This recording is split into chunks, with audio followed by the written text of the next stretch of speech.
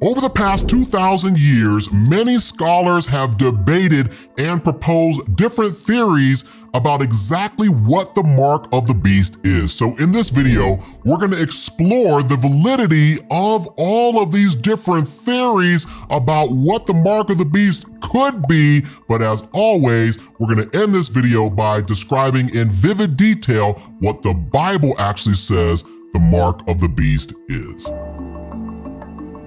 Okay, so before we jump in and explore several of the most popular theories about what the mark of the beast is, let's start by reading the main scripture in the book of Revelation that explains very clearly what the mark of the beast is, found in the book of Revelation, chapter 13, verses 16 and 17. Although there are other verses that we will explore later, it says this: He required everyone, speaking of the future coming Antichrist, small and great, rich and poor, free and slave, to be given a mark on the right hand or on the forehead.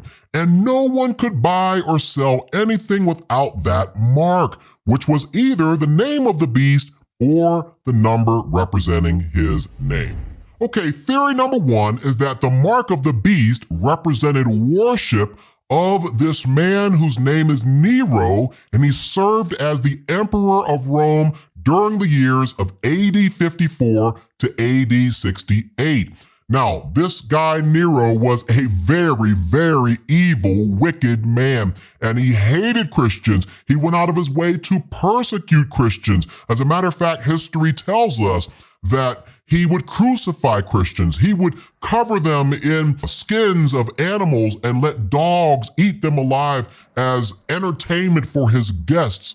And then, as history teaches us, he also would light Christians on fire and use them as human torches to light his gardens in his palace, simply to appease and entertain his guests. I mean, this guy had it out for Christians. As a matter of fact, he even blamed Christians for the great fire in Rome around AD 64 that literally devastated the entire city of Rome, quite a bit of the city of Rome, and he blamed Christians for doing this, seemingly to probably escape the blame of himself. So common in the Roman Empire was this command or this demand to worship the emperor of Rome. And assumingly, Nero was no different from this particular tradition. And so many people have believed that in order for you to have basic rights in the Roman Empire, to buy and to sell and to be able to survive, you had to bow down and worship Nero, which is where people get the idea that worshiping Nero could have been the mark of the beast. But here is the kicker, all right? So there is this thing called gematria, if you will. And basically all that is that for every single letter in the Hebrew language, there is an associated numerical value. And so if you put the name Nero Caesar in Hebrew, I think it's Neron Caesar or whatever, right? If you break down all the letters of his name and you look at the numerical values of his name, you add them all up, it adds up to the number 666, which we know is the mark of the beast. That is the number that's associated, rather, with the mark of the beast. So from this, many people believe that John, who is the writer of Revelation, was using 666 as some sort of code language to refer to Nero, because obviously, he didn't want to mention that Nero was evil because his life could be a danger. So he used this number 666 as code language to disguise his writing, but he was really referring to Nero. So could worshiping Nero in the first century be the mark of the beast? Let's move on to theory number two. Okay, theory number two is that the mark of the beast could be RFID chips and or barcodes. No, you may or may not be familiar with what these are, but more than likely, you use them all the time. Let me give you a couple of examples. Whenever you use a credit card and you tap that credit card on a machine, it is using RFID technology to access the information that is hidden on that card in that chip so that you can make that transaction. Let me give you another example. Let's just say that you are trying to get into a building and that building has doors that are locked and you have a key fob, right? That key fob gives you access to be able to enter that door without a key, because on that key fob, inside of that is RFID chip or technology that has information embedded on it that allows you to have access into that particular room. Let me give you another example. If you've ever rented a library book, right? The barcodes and the different things on the library book, when they scan that, it has information that tracks that book. So the library knows exactly where that book is.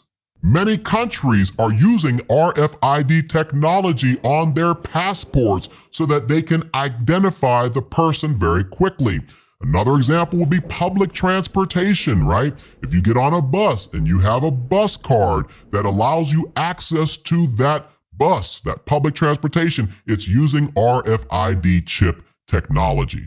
Essentially, these RFID chips could contain all kinds of personal information about you, your social security number, birthday, your address, your home. It could contain all of these different things. And for this reason, many people believe that the RFID technology could be a precursor, could be the technology that the Antichrist will use one day in order to issue in the mark of the beast. So are RFID chips and barcodes enough to make me believe that that could be the mark of the beast? Let's move on to theory number 3. Theory number 3 is what we will call microchip implants. Now, this could very well be the strongest theory that people have proposed as of yet. And basically the idea is that this is not something that is practiced very much within our country here in the United States just yet. But the idea is that you're taking these chips and you are embedding these chips underneath the skin, normally in the hand or in the arm. And inside of these chips is embedded all kinds of information about you. It could be your medical history, so that if somebody finds you laying on the side of the road, they'll be able to scan your chip and all of your medical history will be able to come up. It could be your blood type. It could be your social security number. It could be information about you being able to make a payment with this chip or getting into a building with this chip. Essentially, it's similar to the RFID technology, except it's a chip that's embedded underneath your skin. As a matter of fact, we do this to our pets. We have our dog and he is chipped, right? Which basically means that we've embedded in him a chip so that if he wanders off and somebody finds our dog and he's not able to find his way home, they can scan that chip and it will give that person information about us as the owner, and they can return him to his owner. Eventually, the plan is to make this type of technology to be able to replace your passport or your driver's license. But is the microchip implant the mark of the beast? Let's move on to theory number 4. Theory number 4 is that the mark of the beast could be national IDs or vaccination certifications. Now, the idea behind this is that, hey, let's just take vaccines, for example. Particularly during COVID-19, many people were afraid that the COVID-19 vaccination was the mark of the beast because this is the world's way of forcing you to do something that maybe you weren't comfortable doing. And within that certificate is all sorts of private information about you. So much so that people were afraid that companies were forcing their employees to get vaccinated with the threat possibly that you might not be able to work and provide for your family, and which means you can't buy and you can't sell and unless you're vaccinated and things like that. So there was a lot of hype and scandal and theories and different things floating around about certain vaccinations have got to be leading towards this idea of the mark of the beast. This created a craze in the society that made people fearful that if I'm not vaccinated, Maybe there's going to come a time whenever I'm not going to be able to travel on an airplane because I don't have my vaccination, or maybe I won't be able to work and therefore provide for my family, and all these different things I might not be able to do because I'm not vaccinated. So many people believe that this is pointing to this future coming Antichrist using the mark of the beast, because it's this one universal way for the world to identify and potentially control us. But are vaccination certificates and national IDs the mark of the beast? Let's move on to theory number 5.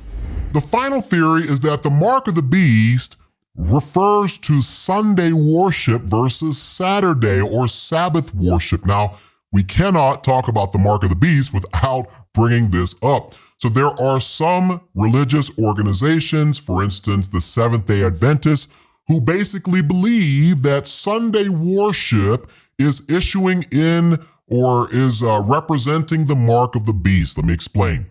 They believe that God has created this one day called the Sabbath day, which starts on sundown on Friday evening and ends on sundown on Saturday, or we would just call that the Sabbath or Saturday. And this is a day, the day that you need to worship God and you need to rest and you need to cease from your work.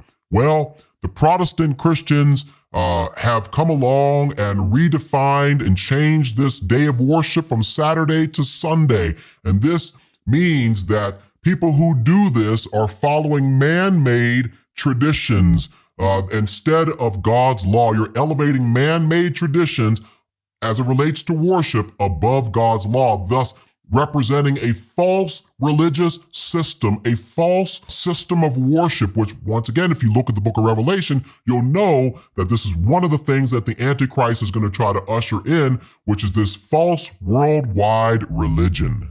As a matter of fact, Ellen G. White, one of the preeminent leaders within the Seventh-day Adventist organization, says in her work, The Great Controversy, the following: "The Sabbath will be the great test of loyalty, for it is the point of truth, especially controverted.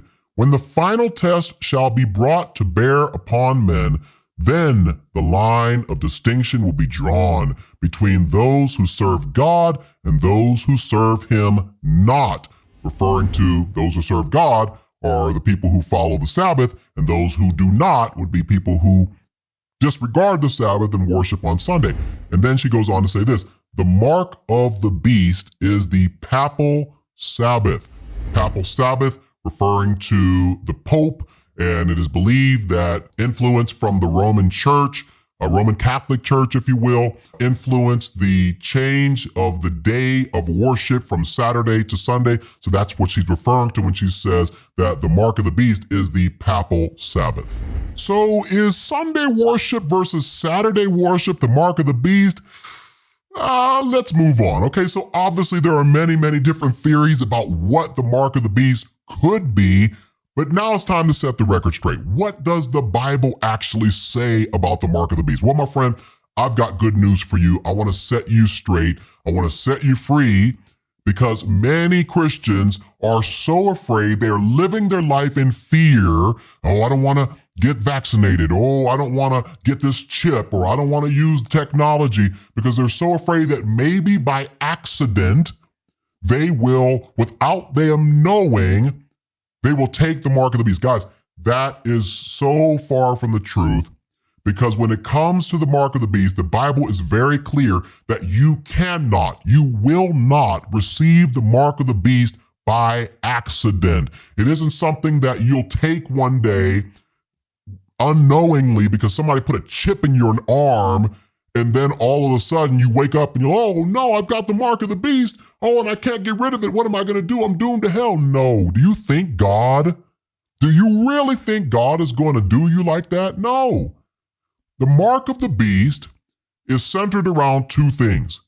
All right. It's centered around pledging your allegiance and your loyalty to the Antichrist during the 7 years of tribulation. That's the key. And then also worshiping him and his image. Now I'm going to read several verses for you, and I want you to make the connection between these things. You have the worshiping of the image, and then you have the mark. Let's read.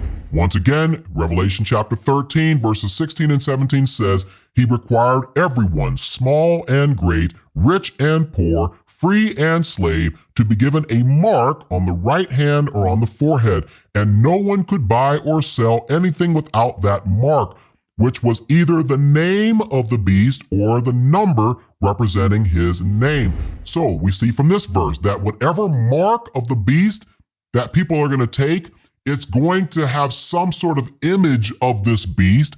It's going to have maybe his name on it. We don't know what his name is because the Antichrist has not yet come. But whatever that mark is, it's going to be like an imprint or a tattoo or a stamp, something that's going to show your allegiance to the Antichrist as you have this mark on your forehead or on your hand. It's also going to be associated with this number 666. Now, let's read a couple other verses. As I mentioned earlier, the mark is associated with pledging your allegiance or your loyalty, making a decision to worship the beast, the Antichrist. Notice it says this. Then a third angel followed them, shouting, anyone who worships the beast and his statue, or who accepts his mark on the forehead or on the hand. And then a couple of verses later, in verse 11, it says this. The smoke of their torment will rise forever and ever, and they will have no relief day or night. For they have, here it is, worshipped the beast and his statue and have accepted, there it is, you're making a decision, you're making a choice, it's volitional, the mark of his name. And then in chapter 16, verse 2, so the first angel left the temple and poured out his bowl on the earth, and horrible, malignant sores broke out on everyone who had the mark of the beast and who what? Worshipped his image, worshipped his statue. So what two words do you see connected in all of these verses? Receiving a mark that looks like this beast or associated with his name, and then you worshiping, bowing down in reverence to this Antichrist figure called the beast. So guys, listen, no longer do you need to live in fear that if you have a passport that has a chip, or if you have a key fob that has a chip, or maybe one day, 5-10 years from now, they come out with technology that allows you to buy things a lot easier. And I know some of you are going to say, brother, I don't care what you say in this video, I'm not getting a chip on my hand. Okay, good for you, all right? But they might come out with a technology that allows you to get a chip in your hand. It might allow you to make purchases a lot easier. Or we already see the face technology with our phones, the facial recognition and things like that. Or maybe you swipe your hand and you're able to get into a door at work or whatever. Look, if you don't want to get that, that's up to you. But don't not get it because you're afraid that if you do, you somehow mistakenly, unknowingly took the mark of the beast. So to be clear, as we close this video out, a Christian, first and foremost, in my opinion, won't even be here on the earth in order to take the mark of the beast, because the mark of the beast will only be able to be accepted during the 7 years of tribulation, and Christians will be raptured and won't even be here during the 7 years of tribulation. But let's just say you don't believe in that, you can't mistakenly, unknowingly take the mark of the beast. It's something that you would make the conscious choice to take. So I hope that clears up a little bit of confusion about the mark of the beast and gives you a little bit of history as it relates to what people think the mark of the beast is in terms of all the different theories about the mark of the beast. I'll see you in the next video. Bye for now.